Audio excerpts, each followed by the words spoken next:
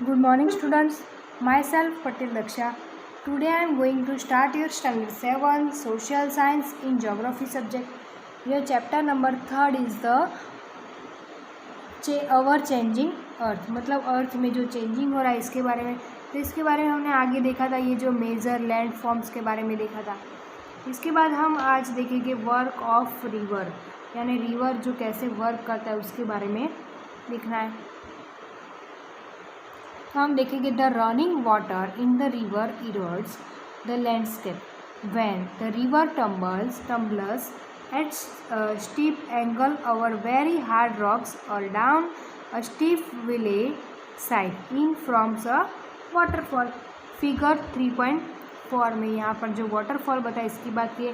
The running water in the river erodes in the landscape, यानी landscape पर जब running water होता है when the river tumbles at steep angle, यानी ऐसे स्टीप एंगल पर वो वेरी हार्ड रॉक्स होता है down a steep valley side, यानी ऐसे वैली साइड पर बहुत ऐसे यहाँ पर देखो ऐसे अलग अलग शेप्स होते हैं, तो इसे क्या कहते हैं?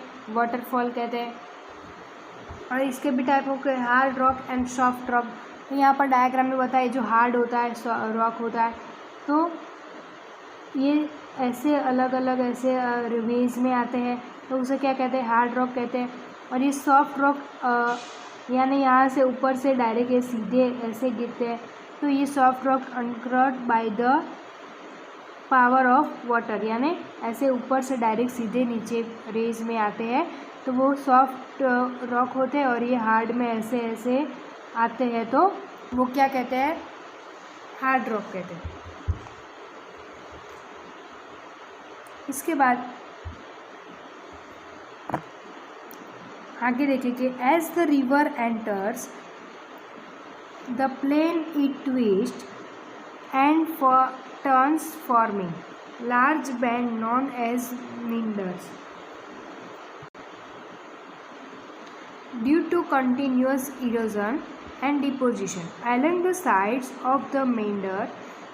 The ends of meander loop come closer and closer.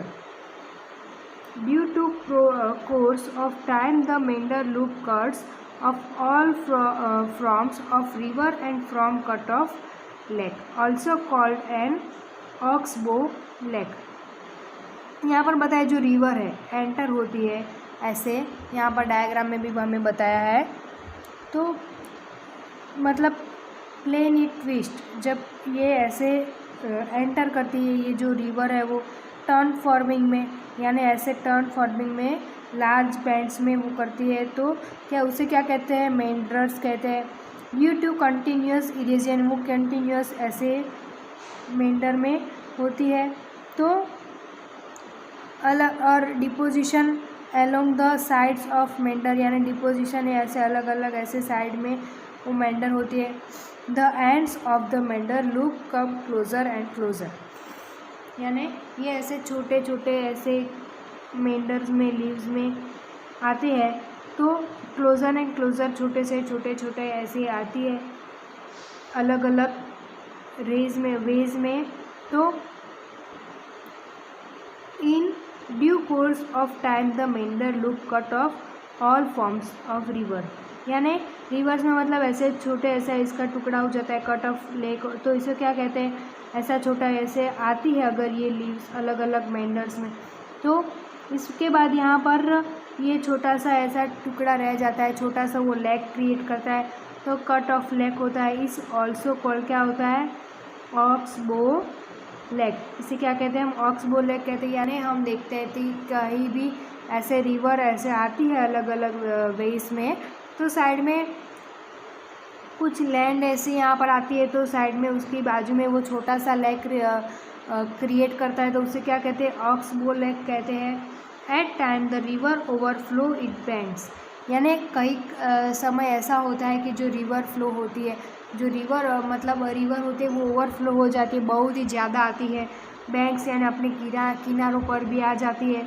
This leads to the flooding of the neighboring areas. As it floods, it deposits layer of fine soil and other material called sediment along its bank. This leads to the formation of a flat fertile food plain. The raised banks are called leaves.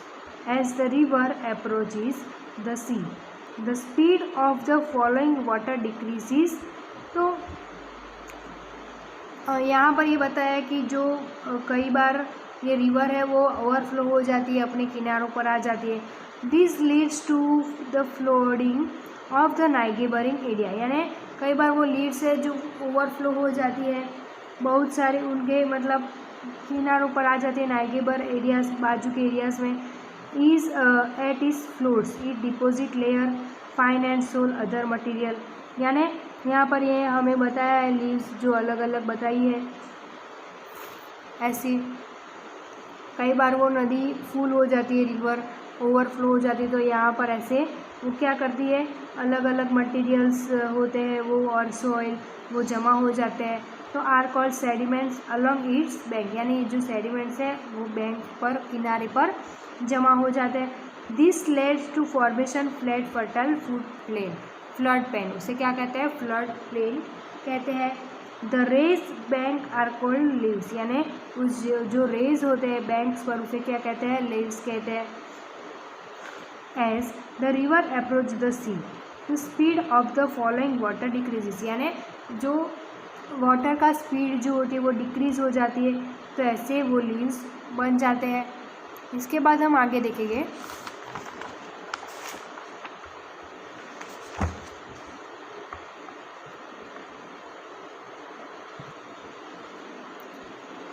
River beings to break up into a number of streams called distribution. The river becomes so slow that it begins to deposit its load. Each distributary forms its own mouth. The collection of sediments from all the mouths forms a delta. तो यहाँ पर बताया जो river है बिंग्स breakup, मतलब यहाँ पर ये जो बताया डेल्टा के बाद के डेल्टा किसे कहते हैं. तो ये जो रिवर होती है उस वो अलग अलग पार्ट में ऐसे रिवर मतलब जो होती है उसका मुख होता है, माउथ होता है, वो जो मेन रिवर होती है अलग अलग पार्ट में डिस्ट्रीब्यूटर हो जाता है. और the river become too so slow. यानी जब रिवर जो बहुत ज़्यादा पहले आती है बाद में स्लो हो जाती है, that begins deposit it load. यानी ऐसे डिपोजिट डिस्ट्रीब्यूट हो जाती है ओन माउथ. यानी माउथ से वो अलग अलग ऐसे डिस्ट्रीब्यूट होते हैं. तो द कलेक्शन ऑफ सेडिमेंट्स यानी जो कलेक्शन होता है सेडिमेंट्स का फ्रॉम ऑल द माउथ, यानी अलग अलग उसके ऑल माउथ्स हो जाते हैं, तो उसे क्या कहते हैं, डेल्टा कहते हैं. इसके बाद है वर्क ऑफ सी वेव्स. यानी ये जो सी वेव्स है कैसे वर्क करती है इसके बारे में बताया है. The erosion and deposition of the sea waves gives rise to coastal landform. Sea waves continuously strike at the rocks. Cracks develop. Over time they become larger and wider. Thus hollow-like caves are formed on the rocks. They are called sea caves. As these caves become bigger and bigger, only the roof of the cave remains, thus forming sea arch. Further erosion breaks the roof and only walls are left. These wall-like features are called stacks. The steep rocky coast rising almost vertically above sea water is called sea cliff. The sea waves deposit sediments along the shores forming beaches. यहाँ पर बताया जो work of C waves है, यानी जो सी waves का work कैसे होता है. The erosion and deposition of the sea waves give rise to coastal landform. यानी जो कोस्टल लैंडफॉर्म होता है गिव राइज अलग अलग रेस से होता है.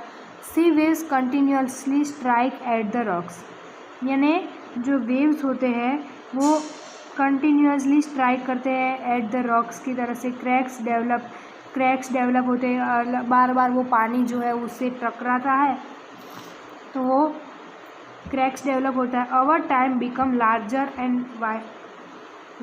एंड वाइडर, यानी बड़ा बड़ा वो होता रहता है, वो उसमें अलग जगह हो जाती है। तो 10 हॉलो यानी कुछ जगह हो जाती है, तो वो खाली हो जाता है। Like caves are form on rocks, तो वो रॉक्स हो जाता है। This way are called sea caves. उसे क्या कहते हैं यहाँ पर बताया, सी केव्स। वो सी के अंदर ऐसे पानी अगर टकरा कर वो नीचे गिर जाता है, ये जो दीवार है वो थोड़ी थोड़ी नीचे गिर जाती है, तो उसे क्या कहते हैं, सी केव्स।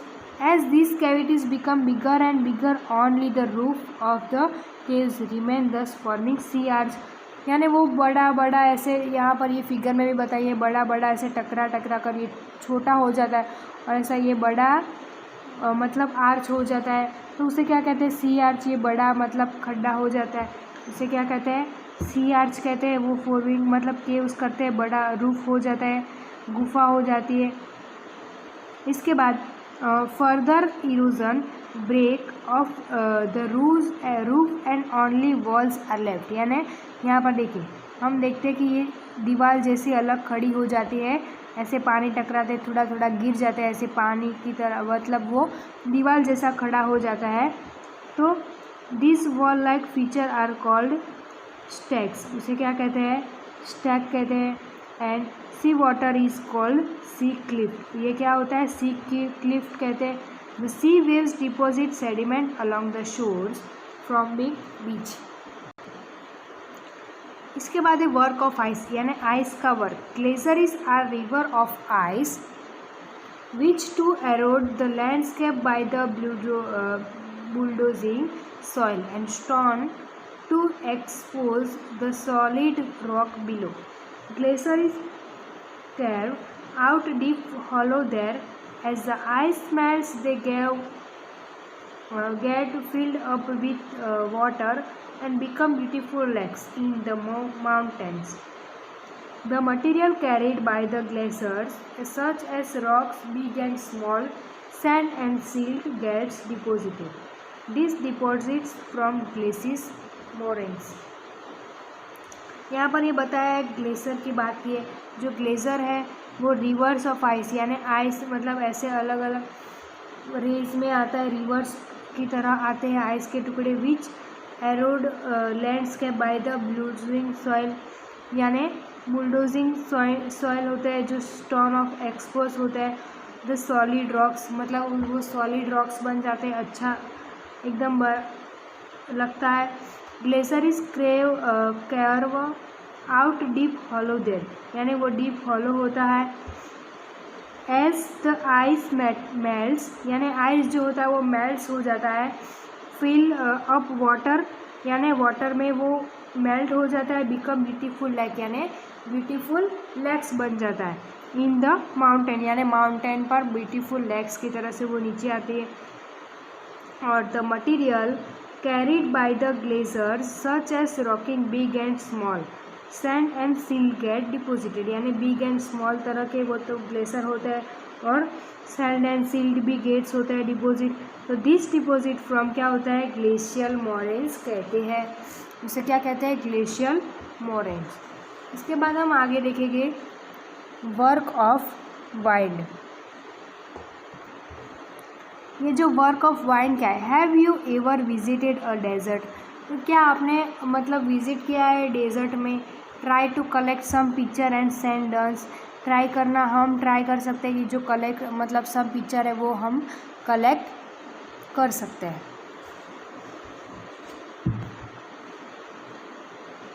इसके बाद देखिए कि an active agent of erosion and deposition in the desert is wind.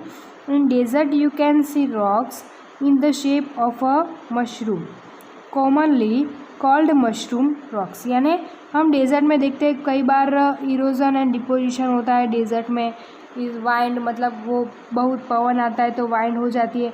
In desert you can see rock, जो रॉक होते हैं वो डेजर्ट में सी होता है। एंड शेप ऑफ मशरूम, यानी वो एक तरह बहुत पवन से आते हैं, तो ऐसे मशरूम तो हमने देखा है, उसे गुजराती में बिलाड़ी का टॉप भी कहते हैं।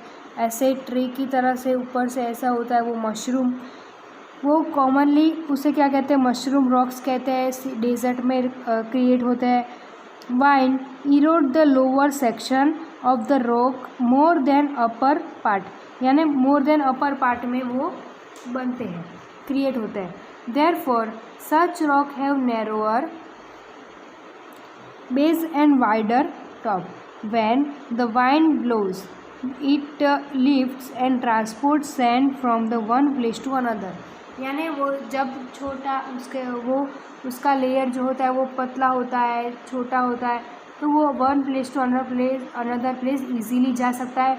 When it stop blowing sand fall and get deposit to low hill, यानी वो लो हो जाता है, one place to another place transfer होने में स्टॉप हो जाता है, तो छोटे मतलब उसके ऐसे लेस बन जाते हैं, हील हो जाए, ऐसे हील की तरह होती है, तो लाइक स्ट्रक्चर यानी ऐसा स्ट्रक्चर हम देखते हैं। These are called standers. इसे क्या कहते हैं, ये ऐसे देखो या फिगर में हमें बताया है, ऐसे वेव्स बन जाते हैं, उसे क्या कहते हैं, सैंड ड्यून्स कहते हैं। फिगर 3.9 में हमें बताया है सैंड ड्यून्स के बारे में। When the grain sand are very fine and light, वो कैसे होते हैं, वेरी फाइन एंड लाइट होते हैं, तो the wind can carry it over very long distance, यानी वो वेरी लॉन्ग डिस्टेंस से आते हैं। When such a sand is deposited in large area, यानी वो डेजर्ट तो पता ही है कि वो लार्ज एरियाज़ में होता है, लार्ज एरियाज़ में वो डिपोजिटेड होते हैं, इट इज़ कॉल्ड लोस, उसे क्या कहते हैं, लोस कहते हैं। Large deposit of loss is found in China, तो ऐसा लार्ज डिपोजिट लोस किस में हमें देखने को मिलता है, चाइना में। तो ये था वर्क ऑफ वाइंड के बारे में हमने देखा।